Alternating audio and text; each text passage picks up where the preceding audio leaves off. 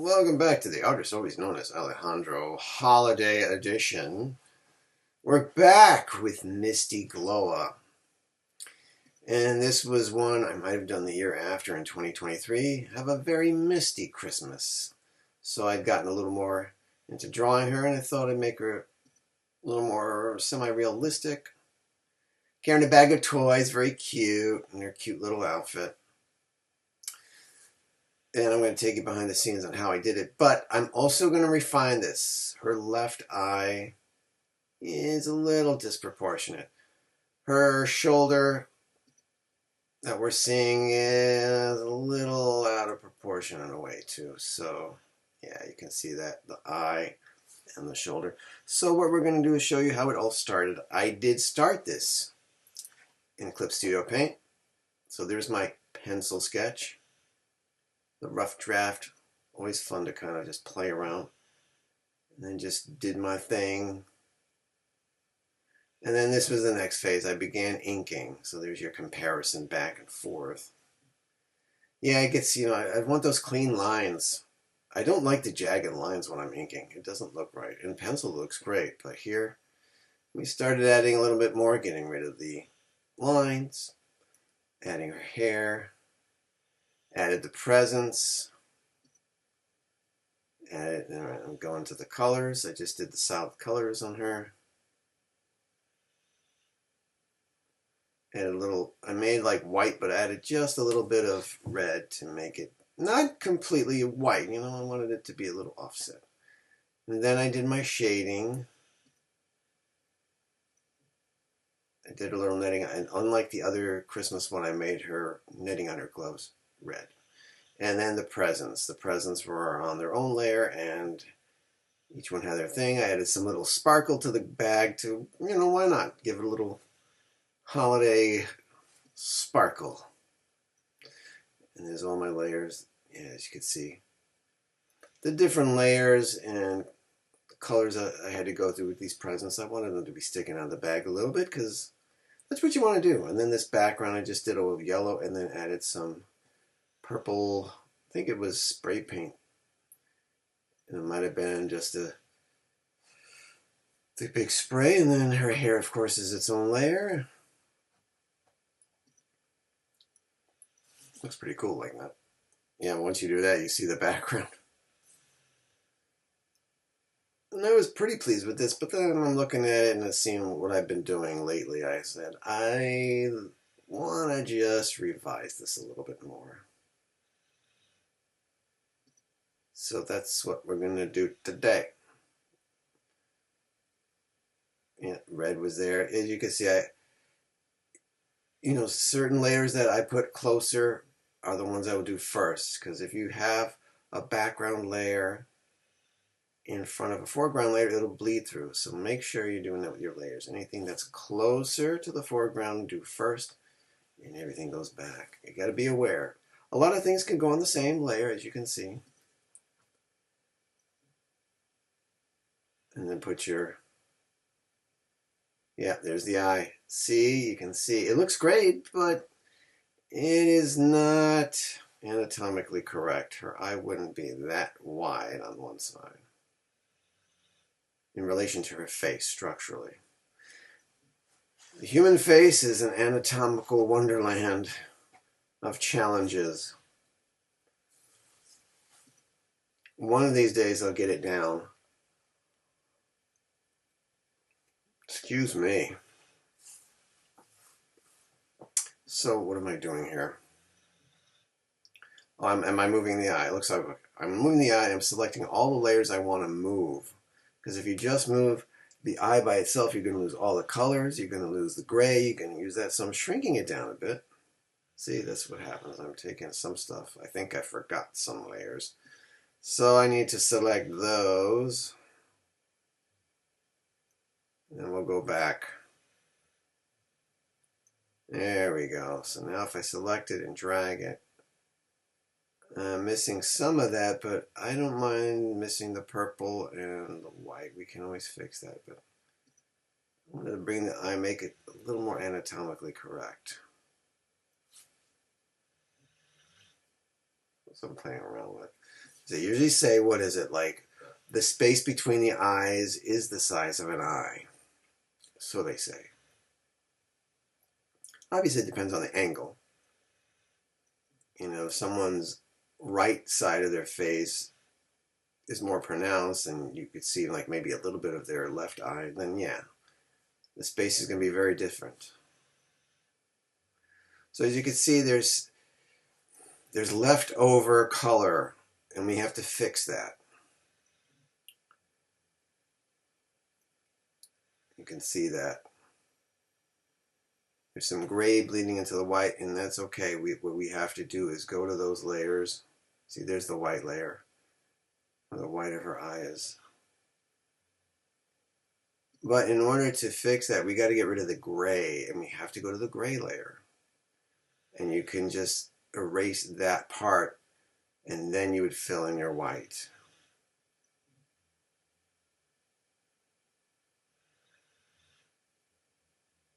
But I just erased the white completely. I guess I felt it was easier to do it that way, maybe, but the gray is still going to be there. So we need to get rid of that. There's this erase selection tool, and you can just trace over the spot you want erased, and then hit delete, and we'll get rid of it. Very helpful tool.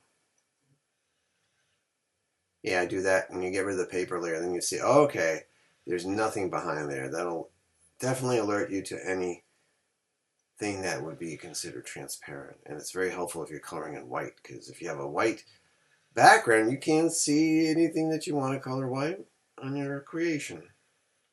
So I'm just moving these around to give her eye a little more shape.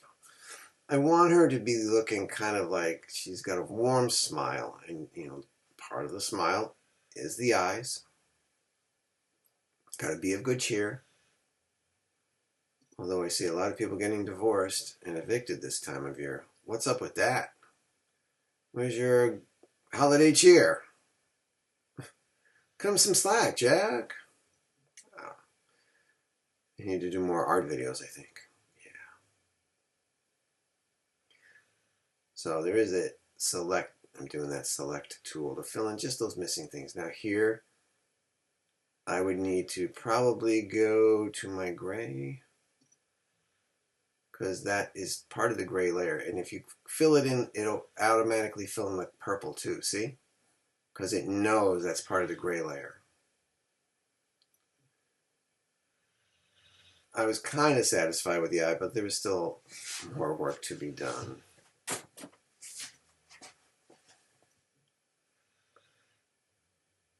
I think I was trying to erase that. Let's see if this worked out here. Oh, I was moving it over. I don't know why I was trying that. It's probably just better to redo it and just add some new purple. I have to go to my spray paint. Yes, there we go. Refine it and then just bring it in there. There you go. I like that little purple eyeshadow thing from Misty. It just gives a nice transition with her gray skin.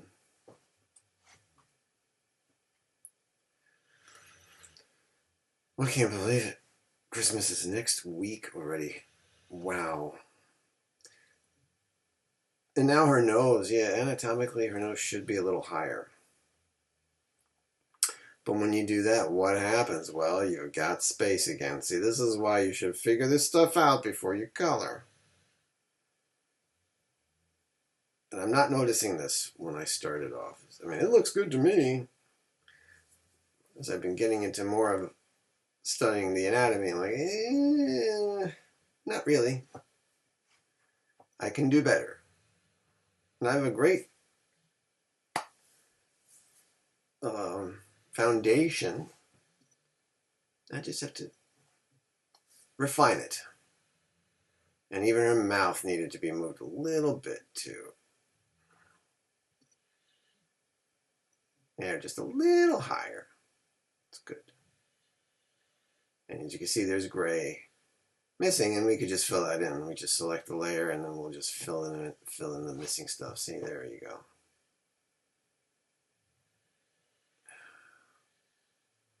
fill select. Now it's not working. I actually have to do the regular fill. Refer to all layers. There you go. Look at that, one click. Isn't that crazy? And there's some remnants of the grays there from the shading.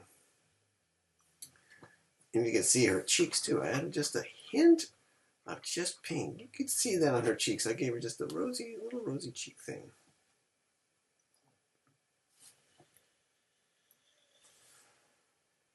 Looking a little better now.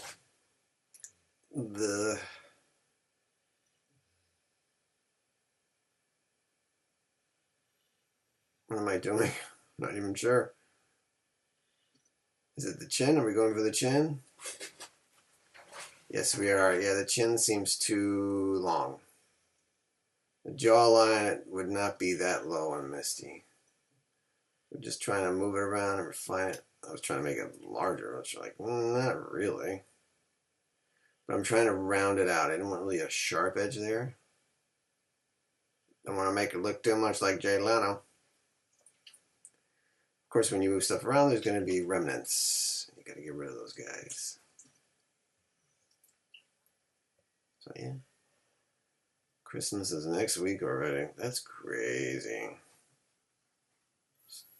few more weeks left to 2025. Wow. Yeah, here I have to erase those lines. Remember, you got to erase them on the layer they belong to if it's going to interfere with your current layer. And then fill in what's missing. You know, you've moved stuff around, now you got to fix it. See, there you go.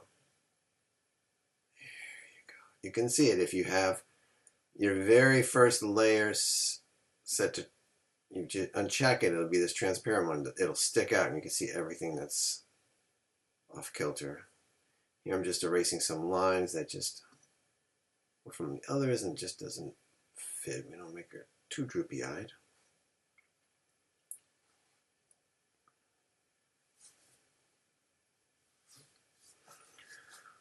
Maybe you'll get Clip Studio Paint for yourself for the holidays. And you can actually join along and do this way. Or you get a notepad or a gigantic sketchbook. Either way, that's great. Those are some of my favorite gifts ever. And colored pencils. I loved colored pencils more than crayons. Markers might have been a close second. Do you remember the markers that smelled like fruit? I got those. The purple one smelled like grape, the red one smelled like cherry, the yellow one smelled like lemon. I thought that was the coolest thing. I'd color stuff in those colors specifically just so I could smell it. Like, wow, my drawing has a nice smell. It was fun to color with that. The colored pencils, I don't know how I found them. They just spoke to me and I loved using them more than crayons. Spectracolor, I think that was the brand back in the 70s. Love them. And Misty's hair, I had to make some adjustments. You know, some of the, after moving her head around, some of the hair is bleeding over where it shouldn't be. Just got to erase it a little bit. Just got to be careful. You erase a little bit and a lot goes away, right? Here she is looking all nice and remastered. It's kind of funny though. We see it says have a very Mr. Christmas. But you know, my mind can wander. And I just thought it'd be kind of funny to be a little naughty and say for Christmas, Misty likes to carry a big sack. I know, I just couldn't resist. It just seemed too funny an opportunity to pass up. Oh, hey, that is so not cool. All right, sorry, Misty, I just couldn't resist. It was kind of funny. You want to get on the naughty list? No, but come on. I don't want the world to know that one. Okay, I'll behave myself. But that was pretty funny. I had to put it up there. Don't want to get you upset, Misty. All right, we're not getting on the naughty list. We can move on. Thank you for putting me in my place. You're a good girl. And And there she is. Have a very misty Christmas the way it should be. And the way it was remastered, and the eye is right, the shoulder is right. Fixed the eye, made it a lot more pleasing and cute, and made the shoulder a little better. As you can see, we're going to compare the two. There's a nice close-up. See, her eyes, a little more anatomically correct. Chin, her nose, her lips, much better. And there you are, the side-by-side comparison. The old eye, the new eye, and face adjustment, and a little bit of that, fixing that, and then her shoulder. See how extreme it was? I pulled it back a little bit. It just makes more sense anatomically. So let's see her in her full glory. There you are. So yeah, have yourselves a very misty Christmas if you celebrate the holiday. Enjoy your time being creative. Hope you get some nice artistic gifts. Give me the gift, like and subscribe, and I'll bring you more. So thanks for joining me on this very misty Christmas video. I'll see you in the next one. It's coming soon.